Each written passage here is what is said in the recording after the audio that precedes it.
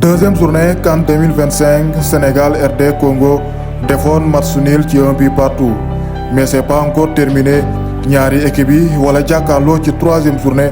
Cette fois-ci ce sera un duel à distance. La bataille pour la première place, les Lions du Sénégal et les Léopards congolais seen objectif mooy jël première place ci poule D.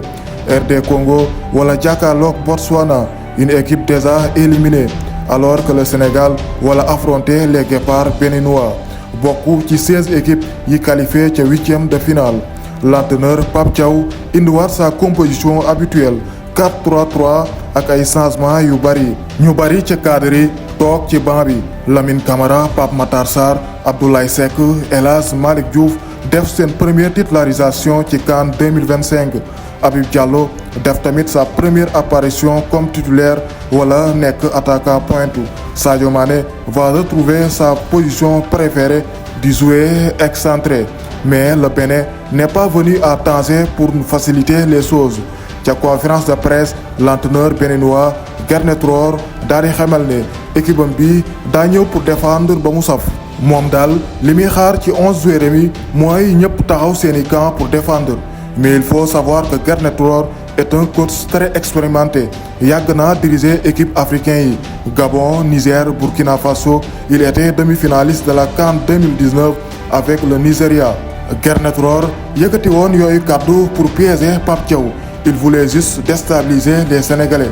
Bénin ñëwul pour défendre, détermination bu rëy la ñu wane pour rivaliser ak Sénégalais yi ci début match bi. Seen stratégie mooy indi agressivité ci entrejeu bi pour perturber la relance des joueurs sénégalais. Béninois yi may ñu benn yoon Lions yi di am temps pour installer seen jeu. Les Béninois se montrent très entreprenants et audacieux, doon perturber Lions yi ak deux lignes défensives très compactes. Tactiquement, les joueurs béninois sont à la hauteur ak ay placements yu impressionnants. La bataille du milieu est complètement gagnée par les Guépards béninois, doon imposer impact physique bu doy waar, doon gagné tamit duel yi ak intensité bu remarquable. Physiquement, le Bénin a mangé le Sénégal. Ay joueurs yu mel ni Pape Matar Sarr ak Lamine Camara am ay difficultés pour résister défi bi adversaire bi imposé. Volume de jeu ak puissance athlétique bu Pape Gueye daal di feeñ bu baax ci début match bi. Sénégal am ay difficultés pour imposer son jeu. Lions yi mënuñu am créativité, mënuñu am occasion de but. Il fallait attendre 31e minute de jeu pour Lamine Camara créer une vraie occasion de but. Ci boobu jamono congolais yi mëne woon 2-0 ci kanamu Botswana. La première place des Lions est sous la menace des prédateurs léopards. Du côté de Tanger, le Sénégal est tenu en échec pour l'instant. Joueur bi di Yohan Rose doon def marquage à la culotte ci Iliman Ndiaye. Pour les Béninois, c'est lui le danger numéro 1. Yohan Rose amoon ay consignes def marquage ci Iliman Ndiaye à chaque touche de balle. D'ailleurs, c'est lui-même qui a commis la faute à la 40e minute de jeu. Krépin Diatta def centre bu magistral. Le géant Abdoulaye Seck ouvre le score. Comme en 2024, Krépin Diatta defoon passe décisive pour Abdoulaye Seck. Le même scénario daal di reproduire encore. 1-0 pour les hommes de Pape Thiaw. Le Bénin n'a pas encore dit son dernier mot. Steph Mounié, le capitaine béninois, naroon na def sax égalisation. Gannaaw ba ñu defee retour ci deuxième mi-temps, Pape Thiaw def ay ajustements tactiques pour renforcer le milieu. Habib Diarra dugg ci biir terrain bi. Ibrahima Mbaye tamit ñëw pour apporter sa qualité de percussion. 52e minute de jeu, Habib Diarra wane boppam naroon na ubbi camp yi. Béninois yi doon créer danger ci camp wu Lions yi. Amuñu benn complexe doon créer le jeu. Les espaces commencent à se libérer. Sadio Mané daal ci profito wane boppam ci exploit individuel. Des passes décisives. Habib Diallo marque le deuxième but. Habib Diallo, il est clinique, il est chirurgical. Habib Diallo qui marque le but du break. Saa yu solee maillot Sénégal, il répond toujours présent. Sadio Mané, il joue pour mouiller le maillot. Mané di gën a dugg ci histoire Coupe d'Afrique daal di battre le record de Yaya Touré 7 passes décisives. Yaya Touré ak Sadio Mané sont en égalité. Ñoom ñaar ñoo nekk les meilleurs passeurs de l'histoire de la Coupe d'Afrique. Quelques minutes plus tard, le match se bascule. Le capitaine Kalidou Koulibaly def action bu dangereux. gannaaw ba arbitre consulté VAR Koulibaly jël carton rouge bu logique mu doon ay moment yu compliqué ndax ci boobu jamono les Congolais inscrire troisième but. Les Léopards sont très déterminés à prendre la première place. Ils n'ont laissé aucune chance aux joueurs botswana. Après le carton rouge, Pape Thiaw daal di obligé renforcer défense bi pour conserver résultat bi. Mamadou Sarr dugg ci biir terrain bi pour remplacer Habib Diallo. Le Sénégal va maintenant jouer avec un bloc compact articulé autour de 4 défenseurs et 4 milieux de terrain. Serif Ndiaye moom rek mooy des ci kaw gannaaw ba mu duggee ci biir terrain bi remplacer joueur bi di Sadio Mané. Garnet Rohr profito ci supériorité numérique def 3 changements pour renforcer attaque béninois bi. Sénégal commencé subir nekk ci pression bu metti mais l'équipe a fait preuve de solidité et de force collective pour déjouer toutes les tentatives béninois.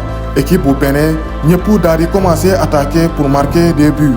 Avec sa vitesse dévastatrice, Ibrahima Mbaye daal di profité pour lancer une contre-attaque daal di créer penalty. Tiré qui marque, Cherif Ndiaye pour tuer définitivement le suspense à Tanger. Il s'excuse. Le Sénégal mène 3 buts à 0. Une victoire très difficile mais grâce à leur expérience Lions yi daal di génn ci piège u béninois yi. L'équipe a beaucoup souffert mais l'essentiel est fait. Première place validée. Malgré la victoire des Congolais ci score 3-0, Sénégal réussir na conserver première place bi. Les joueurs entraîneurs ba ci sénégalais yi ñëpp def lépp lu leen waroon pour accomplir boobu mission. Équipe yu mag yëpp wane nañ seen bopp gannaaw ba ñu gagné ci 3e journée yi. Équipe bu Maroc moom gannaaw critique yu metti yi ñu doon subir ndax ay mauvaises prestations. Les Lions d'Atlas ont sonné la révolte daal di atomiser la Zambie ci 3 buts à 0. Le joueur du Real Madrid Brahim Diaz inscrit son 3e but bokk ci les meilleurs buteurs. Kenn du El Kaabi le grand spécialiste des gestes acrobatiques dugalaat bii bu rëy ci boobule match. Mali mujjee qualifié difficilement gannaaw ba mu defee match nul ak Comores. C'est le 3e match nul consécutif des Maliens. Les Aigles du Mali jàpp na ne le Portugal defoon ci Euro 2016 ñoom ñoo koy def ci CAN 2025 donte gagné wuñu benn match waaye am nañu yaakaar ni coupe bi dina dellu foofee ca Bamako. Groupe B égyptiens yi def match nul ak Angola ci 0 but partout mu doon match bu amul benn enjeu ci franc yi. Assuré nañ seen première place ba pare seen équipe B bi sax la ñu tegoon pour noppal cadre yu mel ne Mohamed Salah Omar Marmoush El Sarawi. Le derby de l'Afrique australe nekkoon match bu neex lool. Afrique du Sud Zimbabwe doon ay dëkkandoo yu dul mayante dara. Un match prolifique avec 5 buts marqués mais Bafana yi ñoo mujjee am ndam ci 3 buts à 2. Nigeria moom bokk na ci équipe yi ñëpp ragal ndax qualité joueur ak performance yu rëy yi muy wone. 3 buts à 1 la ñu gagné équipe bu Ouganda. Tunisie ak Tanzanie tàqaliko ci match nul 1 but partout. Un résultat historique grâce à ce match nul, Tanzanie qualifiée 8e de finale pour la première fois de son histoire. Qui arrêtera l'Algérie 3 matchs 3 victoires. Équipe B bu Algérie doon fawee équipe bu Guinée équatoriale ci 3 buts à 1. Zalang national marqué woon esprit yi ci CAN yi passé waaye CAN 2025 moom kenn xàmmeetu leen 3 matchs 3 défaites. Burkina Faso jël 2e place ci poule E daal di gagné équipe bu Soudan ci 2 buts à 0. Poule F moom match yi gën a neex ci CAN bi foofu la doon amee. Gabon gannaaw ba ñu leen éliminé ca CAN 2025 bëggoon sauver l'honneur ak victoire mëne woon équipe bu Côte d'Ivoire ci 2 buts à 0 mais au retour des vestiaires ivoiriens yi def remontada bu spectaculaire gagné ci 3 buts à 2. Cameroun gagné tamit Mozambique ci match bu difficile 2 buts à 1 pour les Lions indomptables. Samedi le 8e de finale yi di commencer. La vraie compétition va maintenant commencer. Les Lions du Sénégal wala jàkkaarloog ak équipe bu Soudan ca stade bu Tanger. Soudan une équipe très prenable bokk na ci équipe yi gën a faible ci 16 équipes yi mais c'est le football tout peut arriver jarul xeeb benn adversaire il faudra prendre les Soudanais au sérieux yokk cere dolli ñeex amul maye dara ñëpp àndaat nekk benn mankowaat ngir jëliwaat ndam li.